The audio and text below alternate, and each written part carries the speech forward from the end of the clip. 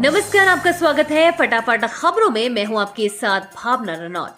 आज हम लेकर आए हैं उत्तराखंड के हर छोटे बड़े शहर की सबसे तेज और ताजा खबरें।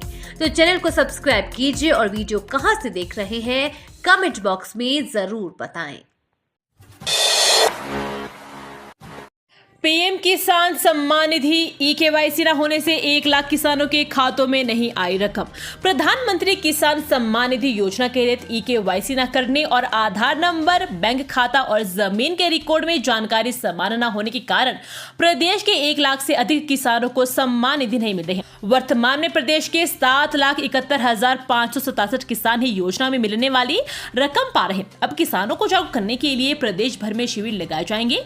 किसानों की जरूरतों को पूरा करने के लिए केंद्र सरकार ने दिसंबर 2018 में पीएम किसान सम्मान निधि योजना शुरू की थी। इस योजना में प्रदेश के 9 लाख पंजीकृत है। योजना के शुरुआत में सभी किसानों को बैंक खातों में सम्मान निधि के रूप में 2,000 रुपए की राशि आई, लेकिन कई अपात्र किसान भी योजना का लाभ ले रहे थे। पहाड़ी दरकने से कोटद्वार पौड़ी हाईवे पर आया मलबा, वाहन दबने से 4 लोग घायल, 1 लापता। कोटद्वार पौड़ी हाईवे पर पहाड़ी से मलबा आने से आवागमन ठप हो गया, जिसके चलते यहां कई वाहन फंस गए। वहीं कोटद्वार पौड़ी हाईवे पर कोटद्वार और दुगड्डा के बीच स्थित बली से करीब 4 किलोमीटर ऊपर पहाड़ी से गिरे मलबे की चपेट में आकर एक मैक्स वाहन क्षतिग्रस्त हो गया। घटना में 4 लोग घायल हुए हैं, जबकि 1 व्यक्ति लापता बताया जा रहा है। शनिवार दोपहर बाद हुई भारी बारिश से कोटद्वार से दुगड्डा तक नेशनल हाईवे पहाड़ी दरकने से बाधित हो गया है। दोनों तरफ वाहनों की कतार लग गई। इस बीच एक मैक्स वाहन के मलबे में दबने की सूचना है। समाज को नशा मुक्त बनाने के लिए साइकिल से यात्रा पर निकले कृष्ण और आदित्य, डीएम ने दिखाई हरी झंडी। पिथौरागढ़ के घनश्याम ओली चाइल्ड वेलफेयर सोसाइटी के 2 बच्चे 15 वर्षीय कृष्ण कुमार और आदित्य होला पिथौरागढ़ जिले की यात्रा कर लोगों को नशे के खिलाफ जागरूक करेंगे। जिलाधिकारी रीना जोशी ने दोनों को हरी झंडी दिखाकर यात्रा पर रवाना किया है। घनश्याम ओली सोसाइटी पिछले 8 साल से देश भर में नशा मुक्ति को लेकर अभियान चला रहा है। इसके तहत अब संस्था के 2 बच्चे जिले के 8 विकास खंडों में 5,000 से अधिक लोगों से मिलकर उन्हें जागरूक करेंगे। 15 वर्षीय कृष्ण कुमार संस्था में पिछले 8 साल से हैं। इस काम में कृष्ण के मित्र आदित्य खोलिया भी उनका साथ दे रहे हैं। अब प्राइवेट विश्वविद्यालयों में बंद होगी छात्रों की बैकडोर एंट्री, शासन ने नकेल कसने की शुरू। अब अधिकारों की स्वायत्तता की आड़ में राज्य के प्राइवेट विश्वविद्यालय एग्जाम से ठीक पहले तक छात्रों की बैकडोर एंट्री नहीं कर सकेंगे। प्राइवेट विवि के लिए अधिनियम बनने के बाद शासन ने नकेल कसते हुए नए सत्र में छात्रों को प्रवेश को लेकर निर्देश जारी किए हैं, जिसके तहत सभी प्राइवेट विवि पाठ्यक्रमों में प्रवेश की अंतिम तिथि को शैक्षिक कैलेंडर के साथ शासन को ईमेल करेंगे। यही नहीं, निर्धारित तिथि तक प्रवेश लेने के बाद 1 सप्ताह के भीतर प्रवेशी छात्रों का विवरण वेबसाइट पर अपलोड करेंगे। इस तिथि के बाद विवि कोई प्रवेश नहीं ले सकेंगे। 31 जनवरी 2024 को उत्तराखंड निजी विश्वविद्यालय अधिनियम 2023 के लागू होने के बाद अब प्राइवेट विश्वविद्यालयों की मनमानी पर नकेल कसी जा रही है। प्रदेश में 10 जुलाई तक हो सकेंगे कर्मचारियों के तबादले, आदेश जारी।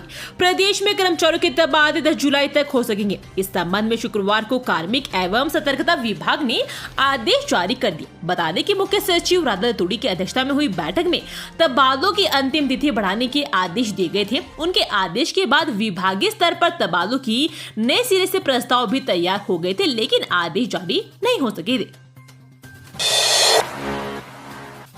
मई जून में नैनीताल के पर्यटन कारोबार में आया उछाल, पहुंचे इतने टूरिस्ट कि आपको नहीं होगा यकीन।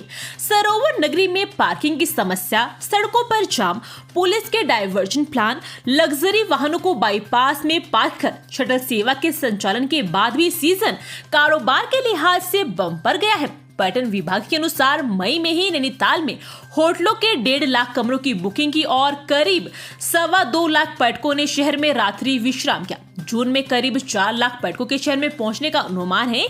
इसमें डे विजिट करने वाले पर्यटक भी शामिल है।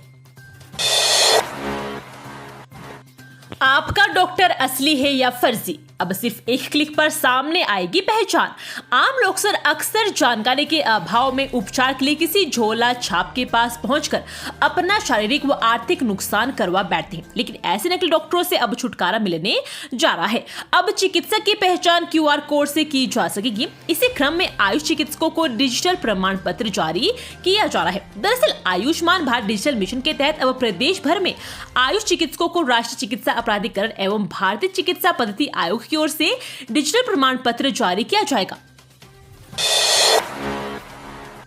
गंगा में बहकर हर की पौड़ी पहुंची 4 लग्जरी गाड़ियां, देखने के लिए जुटी लोगों की भीड़। वीडियो। मानसून के दस्तक के साथ ही प्रदेश भर में बारिश शुरू हो गई है। इस दौरान 4 लग्जरी गाड़ियां गंगा में बहकर हर की पौड़ी पहुंच गई। अनुमान लगाया जा रहा है कि ये 4 गाड़ियां किसी पार्किंग में खड़ी होगी, जहां से गाड़ियां बहकर हर की पौड़ी पहुंची है। हर की पौड़ी में बहकर आई गाड़ियों को देख स्थानीय तैराक इन गाड़ियों की छत पर बैठ गए। इस दौरान युवकों ने खूब मस्ती की। हालांकि उन्होंने ही अपने प्रयास से उन वाहनों को नदी के घाट की तरफ रुक किया, जिसके बाद गाड़ियों को निकाला जा सका। एक लग्जरी कार पुल में आकर फंस गई। बारिश के बीच ही लोग भारी संख्या में गाड़ी को देखने के लिए जुट गए। पहली बार जीत के लिए जी जान से जुटी भाजपा, भड़ाना को मैदान में उतार बड़े उलटफेर की उम्मीद। उत्तराखंड में 2 विधानसभा सीटों पर हो रहे उपचुनाव में भाजपा पहली बार मंगलोर विधानसभा सीट पर जीत की उम्मीद से उतरी है। हरिद्वार जिले की मुस्लिम बहुल सीट उसके लिए हमेशा से अभेद दुर्ग रही है। यहाँ अब तक हुए सभी चुनाव में उसे करारी शिकस्त का सामना करना पड़ा, लेकिन वह इस अभेद दुर्ग को फतेह करने के इरादे और नई रणनीति के साथ मैदान में है।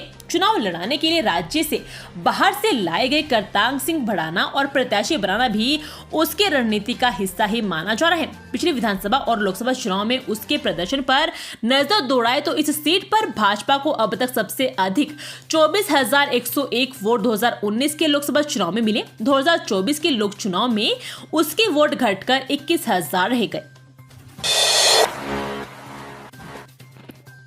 जहां मिली 7 साल के मासूम शिवा की लाश, रात में वहां 2 बार आया गुलदार। 7 वर्षीय मासूम शिवा की मौत के बाद वन विभाग ने गुलदार के मूवमेंट पर नजर रखने के लिए घटनास्थल से लेकर घने जंगल तक ट्रैप कैमरे लगाए थे। इसमें एक जगह रात में 2 बार उसकी मौजूदगी देखने को मिली है। इसी जगह पर मासूम के शरीर का आधा हिस्सा मिला था।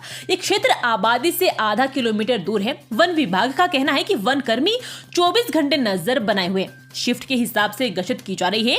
मूल रूप से उत्तर प्रदेश के हरदोई निवासी मजदूर प्रीतम अपने परिवार संग लंबे समय से हल्द्वानी में रह रहा है।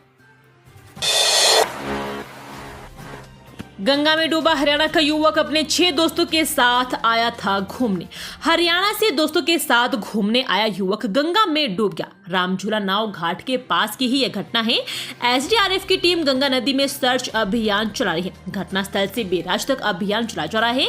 अब तक मिली जानकारी के अनुसार व्यक्ति का नाम नरेश, 35 वर्षीय, पुत्र बलदेव सिंह, निवासी ग्राम करौंदा कला, थाना नरवाना, जिला जींद, हरियाणा निवासी है। परिजन भी मौके पर पहुंच गए हैं।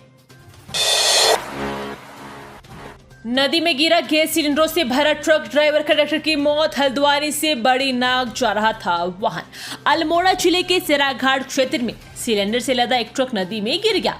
हादसे में ड्राइवर कंडक्टर की मौत हो गई। पुलिस ने शव कब्जे में लेकर जांच शुरू कर दी है। हादसे में मृत कंडक्टर की शिनाख्त नहीं हो पाई है।